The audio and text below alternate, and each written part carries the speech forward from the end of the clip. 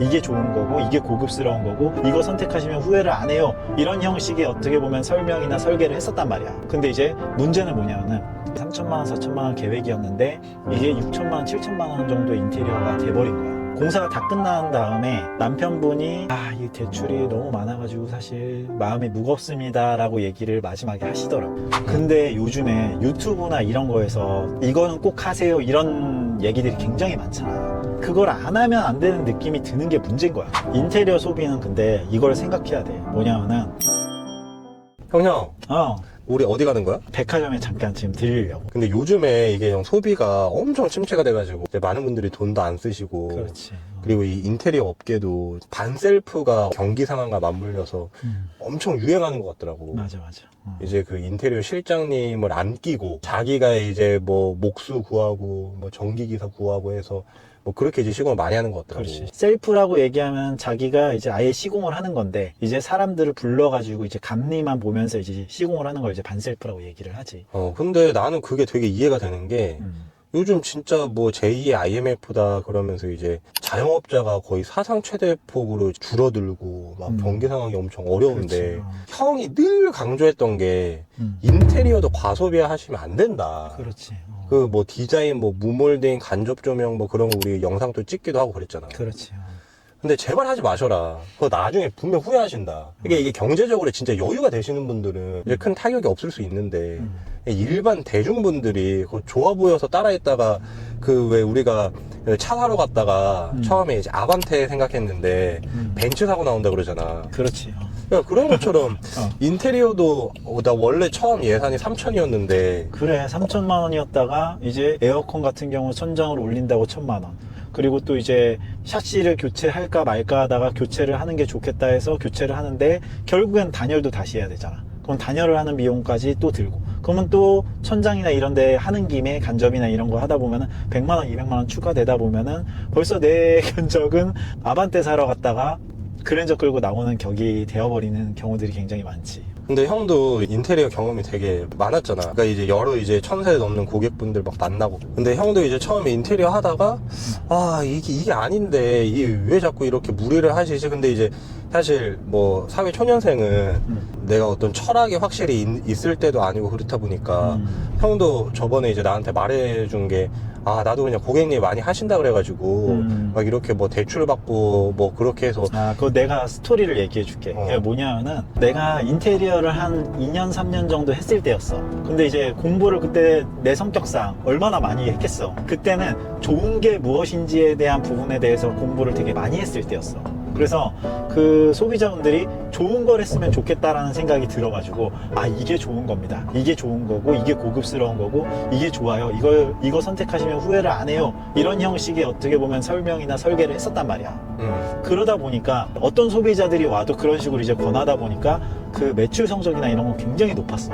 근데 이제 문제는 뭐냐면은 이게 만족도도 되게 좋았지만 그 이후의 삶이 어떤지는 나는 몰랐단 말이야. 네, 이런 생각을 하게 된 계기가 있는데 5년차 부부들이 여튼간 상담하고 이렇게 진행하게 된 거야.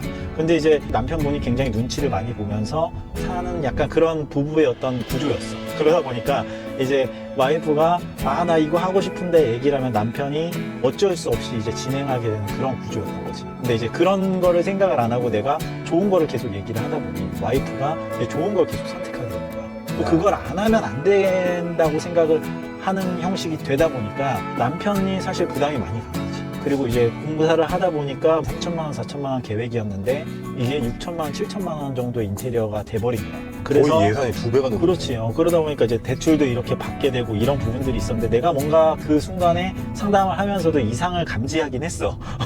이렇게 되면은 좀 남편분한테 부담이 갈 것 같은데 라는 생각이 드는데 뭐 처음에 좀 괜찮다고 얘기를 남편분도 하시다 보니까 아마 그 와이프분을 위해서 해주고 싶었겠지. 그러다 보니까 이 사이에서 약간 미묘한 감정이 있었지만 나는 이제 인테리어를 잘해야 된다는 생각만 가지고 있었던 거야. 그때가 벌써 한 10몇 년 전인데 인테리어가 다 끝났을 때는 너무 인테리어가 잘 됐어.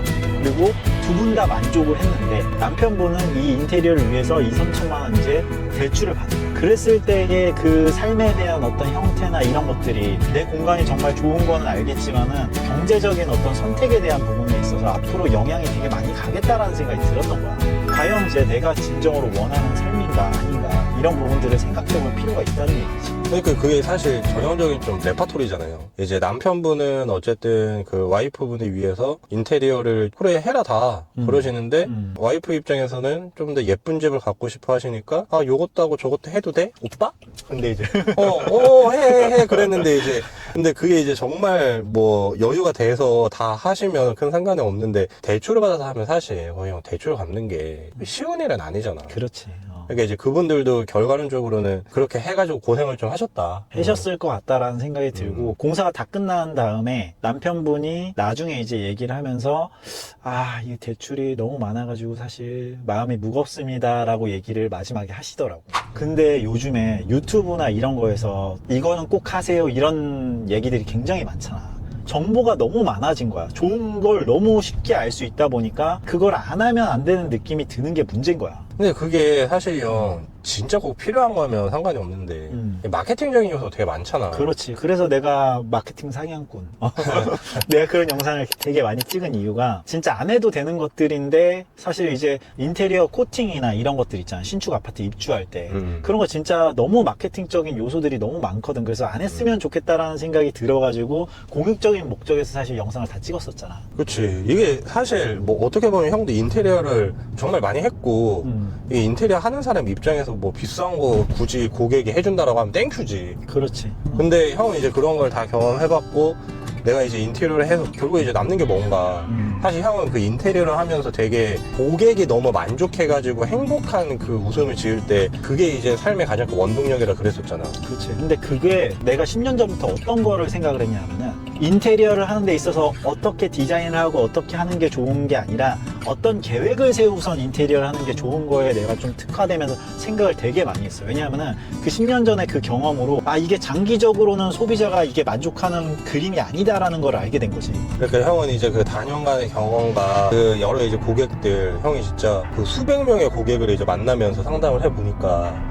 결국 그 이제 결말이 보인다는 거잖아. 그렇지. 공사하고 끝났을 때가 아니라 그 이후의 삶을 생각을 해줘야 돼. 그게 내가 봤을 때 공간 디자이너로서 아니면 이제 그 상담자 역할로서는 그게 내 역할이라고 생각한 거야. 이 정도 가격에서 이 정도 비용을 쓰는 게 좋을 것 같고 이 정도의 퀄리티와 이 정도를 하는 게 좋겠다라고 해서 그거에 맞춤 설계된 견적을 드리는 거지. 얘기하자면. 그러니까 나는 그 형이 했던 말 중에 되게 와닿았던 게 이게 행복하려고 사실 인테리어를 하는데 돈은 돈대로 쓰고 또 이제 그 다음에 한때 유행하는 인테리어는 금방 실증이 날 수밖에 없잖아. 그렇지. 그러니까 우리가 지금 명품 소비도 막 엄청 위축이 되고 그러는 게 아니 그 가방 샀어. 근데 또 이제 새로운 신상이 나와. 그러면 또 이제 내 가방은 가치가 떨어진 것 같고 그것도 새로운 거 사고 싶고 그거 사실 똑같은 거잖아. 그렇지. 그거를 심리학적 용어로 소비 패러독스라고 얘기를 하거든. 이게 그 소비를 하고 만족감이 있는데 그 만족감을 또 똑같은 소비를 해서는 채워지지 않고 그 이상의 소비를 해야지 채워지는 거를 그걸 소비 패러독스라고 얘기하는데 그 내용이야 지금. 그러니까 지금 어떻게 보면은 그 과도기에 좀 서 있는 게 아닌가 약간 이제 그렇지. 그런 생각이 든다. 근데 결국에는 시간이 지나면서 그 소비를 계속 하다 보면은 마지막엔 돌아와서 아 내가 이게 필요 없구나를 아는 것도 결국엔 소비 패러독스의 마지막 형태거든. 그거에 대한 부분을 생각했을 때 사실상 정말 필요했던 게 아니라 그 소비에 준해서 더 올라가는 소비를 하려고 하는 게 지금 인간의 본능이고 그걸 소비 본능이라고 보통 얘기를 하거든. 책으로도 이제 유명한 사람이 썼어. 근데 우리가 소비 본능을 넘어서 어떤 걸 생각해야 되냐면은 소비 이성을 생각해야 돼. 그 다음 단계는 소비 본능이 아니라 소비 이성이라는 거지. 그러니까 이게 형 소비 같은 경우에는 인간의 본능이라고 어떻게 보면 볼 수도 있긴 하겠다. 왜 그러냐면 이게 좋은 게 보이면 사고 싶고 그렇지. 그리고 이제 내가 소비를 할 생각만 해도 도파민 나온다며. 그렇지. 그러니까 이제 소비를 하면서 도파민에 이제 절여지는 거잖아. 그렇지, 그렇지. 근데 이제 거기서 본능을 잘 절제를 하시고 이성을 찾으셔야 된다. 그렇지. 이 소비를 사실 형 진짜 끝도 없이 할 수는 없잖아. 뭐 미국의 유명한 스포츠 선수들도 수백억의 연봉을 받는데도 뭐 차 맨날 바꾸고 소비하다가 결국 파산하는 사람도 생기고 그러는 것처럼 이게 소비만 해서 그 인간의 욕망을 결국 채울 수는 없다는 게 너무 뻔한 결말이잖아. 인테리어 소비는 근데 이걸 생각해야 돼. 뭐냐면은 인테리어는 생애 최초로 하는 경우가 굉장히 많아. 아, 그치. 그치. 주거를 자기가 구입을 해야지만 인테리어를 대대적으로 할 수 있기 때문에. 근데 이제 그렇다 보니까 이 소비를 얼만큼 해야 되는지 자신이 잘 모르겠는 거야. 인테리어 소비에 대해서는 공부할 새가 없었던 거지, 얘기하자면. 가르쳐 주는 사람도 없고. 근데 내 채널에서 가르쳐 주잖아. 그치. 그러니까 형이 왜 자꾸 그걸 강조하는지 이해가 되네. 그러니까 인테리어는 뭐 생애 안만 많이 해봤자 한 두세 번? 하고 이제 말잖아. 근데 이제 사실 소비는 사람들이 이제 끝도 없이 하기 때문에 이제 한 수십 번 그래 잘못을 반복하면 내가 이거 소비는 좀 절제해야겠다. 그리고 그 정보들도 많아요. 그 소비에 대한 정보가. 그냥 그치. 주변에서도 나 자동차 사봤더니 이러더라. 이런 얘기들 많이 하잖아. 근데 생애 최초로 집을 사고선 인테리어 하는 사람들이 많지가 않고 그 정보가 많이 공유가 안 된단 말이야. 생각보다. 그리고 이제 그거에 대한 리뷰도 스스로 잘 못해요. 왜냐면 잘 모르니까.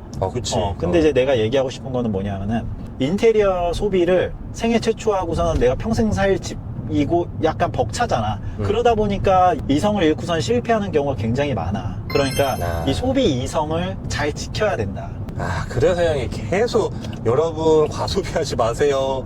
여러분 그 함부로 인테리어 하는 거 아닙니다. 그러는 거구나. 그렇지.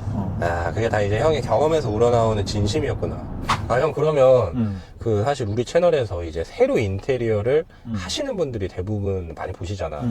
이 새로 인테리어를 할 때 드릴 수 있는 꿀팁 같은 게 있을까? 마트 같은 데 갈 때 우리가 어떤 거 살지, 어떤 요리할지 이런 것들 딱 한번 적어 놓고서는 가면 좋다고 얘기를 하잖아. 그런 것들처럼 한번 내가 인테리어 하는 목적에 대한 거를 분명하게 적어야 될 필요가 있어.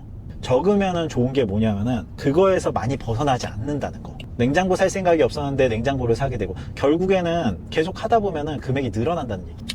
그러니까 우리가 그 시장 보러 갈 때 딱 필요한 것만 적고 가면은 다른 거를 그래도 최대한 덜 사잖아. 그렇지. 그런 것처럼 이제 인테리어도 어쨌든 내가 꼭 할 거 적어 놓으시고 거기에서 뭐 1, 200 정도는 추가될 수 있지만 그래도 안 적는 것보다 확실히 적고 하시는 게 좋다. 그렇지. 그리고 내가 프리스탠딩 냉장고를 가지고 있단 말이야. 근데 이제 빌트인 냉장고로 바꿀 생각이 없었어. 근데 사람들이 빌트인 냉장고를 꼭 써야 된대. 그래야지만 디자인적으로 정리가 되고 예쁘다 이런 얘기들이 있잖아. 근데 이제 그런 부분들은 생각을 해보면은 합리적이라고 생각할 수도 있고 합리적이지 않다고 생각할 수도 있어. 근데 가장 중요한 거는 목적이 무엇인가에 대한 부분이야. 그 부분이 흔들리면은 사실 비용이 계속해서 추가되는 거고 금액적으로 계속해서 늘어나다 보니까 내가 생각한 인테리어가 아니라 그 이상을 바라보게 되는 거거든. 그러니까 형 우리가 사실 그 체크리스트 지금 2개 드리는 중이잖아. 그렇지. 공사 전 체크리스트, 이거 공사 다 끝나고 하자 마감 체크할 수 있는 체크리스트. 근데 인테리어를 하실 때 그보다 중요한 거는 본인만의 체크리스트를 적으셔서 그렇지. 내가 어떤 인테리어를 꼭 해야 되고 그리고 쓸데없는 인테리어에서 살짝 이제 그 벗어나지 않게끔 그런 이제 본인의 체크리스트를 스스로 꼭 한번 그렇지. 작성을 해 보셔야 된다. 자신만의 체크리스트를 작성하는 게 굉장히 중요하다. 시장 가시는 것처럼 인테리어 꼭 해야 될 그 리스트를 스스로 한번 적어보셔라. 인테리어 소비에 있어서 추가하다 보면은 금액이 막 500만 원, 1000만 원씩 늘어나거든. 근데 그 비용이면은 사실은 가족들이랑 나중에 이사하고 나서 기분 좋게 여행이라도 한 번 더 갈 수가 있잖아. 인테리어로 인해서 행복할 수 있는 공간이 개선돼서 좋은 점도 있겠지만 이제 그걸 한번 비교해보면 좋을 것 같아. 평생 좋은 추억으로 남을 수 있는 여행을 가느냐 아니면 인테리어 공사에서 이걸 개선함으로써 내가 더 행복할 수 있는가 이런 부분들을 좀 생각해 볼 필요가 있을 것 같아. 형 말하다 보니까 이제 백화점 다 왔네. 도착했다. 여러분 구독과 좋아요, 알림 설정 부탁드리고 인테리어 소비에 대해서 좀 더 생각해 보시고 선명한 소비하셨으면 좋겠습니다. 안녕.